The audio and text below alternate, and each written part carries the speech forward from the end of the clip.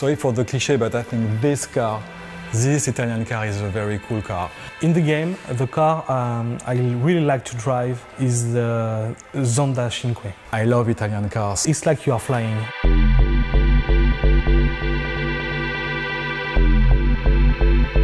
One of the decisions we had to take when we started Test Drive Unlimited 2, it was do we keep the old racing engine or do we develop a new one? And because we have been a little bit frustrated by the first one and we couldn't deliver the experience we wanted, we decided to rework and to recraft from scratch. For this game, it was quite important how we balanced the handling out. So it's always been about this kind of balance between arcade and simulation handling. And we'd kind of reworked the whole handling to kind of achieve the aim of upgrading this for the new game. To achieve that, what we wanted to do is to have a basis of the physics engine as realistic as possible, so everything is simulated.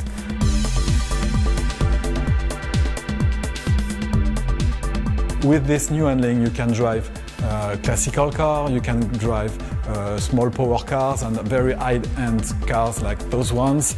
With this type of cars, it's the most difficult elements that the player will have to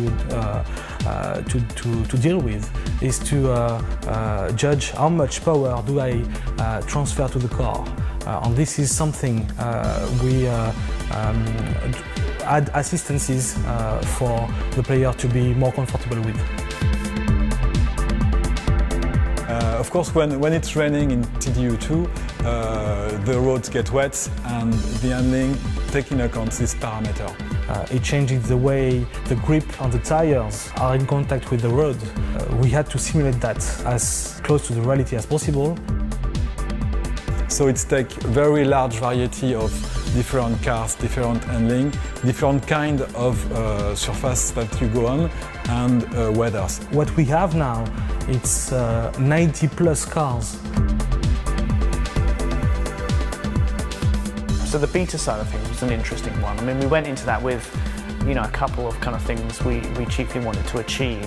When you are developing handling, you are too close to it to judge it. Really, there's nothing like actual players with a multitude of different configurations, playing it in a multitude of different ways, all at the same time, going wherever they fancy rather than where we tell them, to really know how the game will perform. We have so many fans in this game that make a really, really good work, that answer our questions, make very precise feedbacks on bugs, handling, everything that counts in the game. The other big thing for us was just trying to push up how many people were playing the game at the same time. Look what happened in the real world, because there's only so many people you can get internally playing it, even with a nice large test group. It's nothing compared to a real world play environment, so it helped us kind of emulate that. And the good things about Test Drive is that it's a game that we will stay with the community together and continue developing. You know, we've put our heart and souls into this game for the last few years, and we've been working with many of the fans out there to try and get it exactly right and on the nail, and we're all very excited that it's going to be coming out soon. What we are sure is every player will find his car.